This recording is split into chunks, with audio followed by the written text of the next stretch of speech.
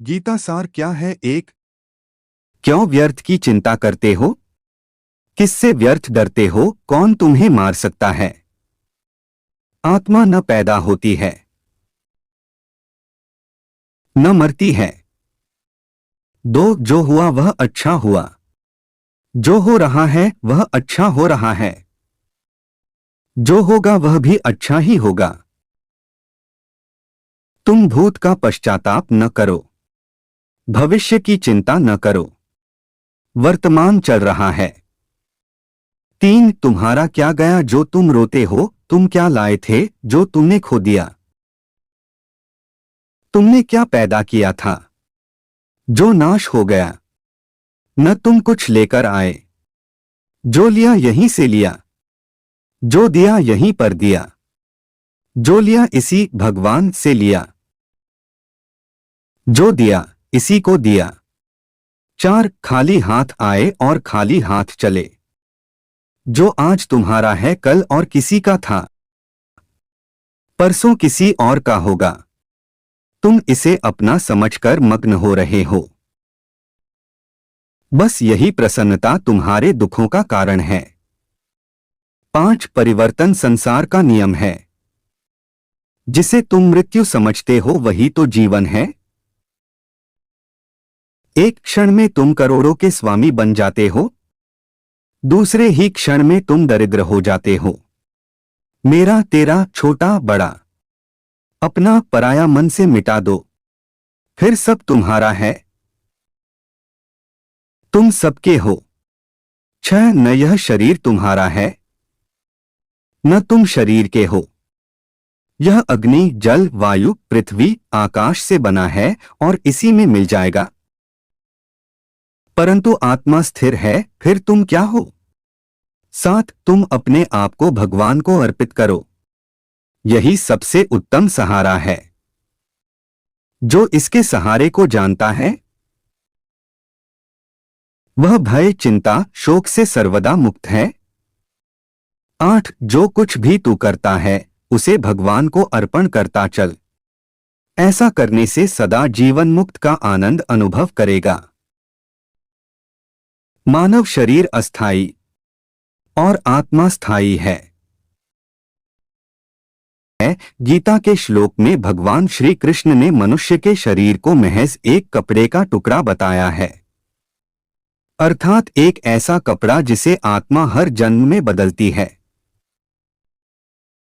अर्थात मानव शरीर आत्मा का अस्थायी वस्त्र है जिसे हर जन्म में बदला जाता है।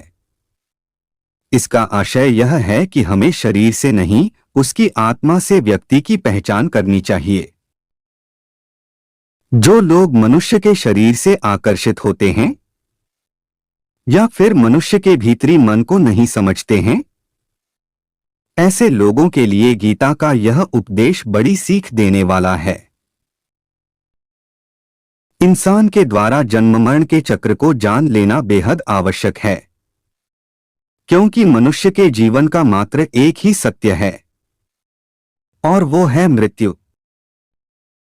क्योंकि जिस इंसान ने इस दुनिया में जन्म लिया है उसे एक दिन इस संसार को छोड़कर जाना ही है और यही इस दुनिया का अटल सत्य है। लेकिन इस बात को भी नहीं नकारा जा सकता है कि हर इंसान अपनी मौत से भयभीत रहता है। अर्थात मनुष्य के जीवन की अटल सच्चाई से भयभीत होना इंसान की वर्तमान खुशियों को भी खराब कर देता है। इसलिए किसी भी तरह का डर नहीं रखना चाहिए। क्रोध से व्यक्ति का नाश हो जाता है। भगवान श्री कृष्ण ने गीता के उपदेश में कहा है कि क्रोध से भ्रम पैदा होता है और भ्रम से बुद्धि का विनाश होता है। वहीं जब बुद्धि काम नहीं करती है तब तर्क नष्ट हो जाता है और व्यक्ति का नाश हो जाता है। इस तरह हर व्यक्ति को अपने गुस्से पर काबू करना चाहिए, क्योंकि क्रोध भी भ्रम पैदा करता है। इंसान गुस्से में कई बार ऐसे काम करते हैं जिससे उन्हें काफी हानि पहुंचती है। जब जल गंदा हो तो उसे हिलाते नहीं बल्कि शांत छोड़ देते हैं, जिससे गंदगी अपने आप नीचे बैठ जाती है। इसी प्रकार जीवन में परेशानी आने पर बेचैन होने के बजाय शांत रहकर विचार करें, हल अवश्य निकलेगा। झूठे व्यक्ति की ऊंची आवाज सच्चे व्यक्ति को चुप करा देती है, लेकिन चुप सच्चे व्यक्ति का मौन झूठे व्यक्ति की जड़ें हिला देती है।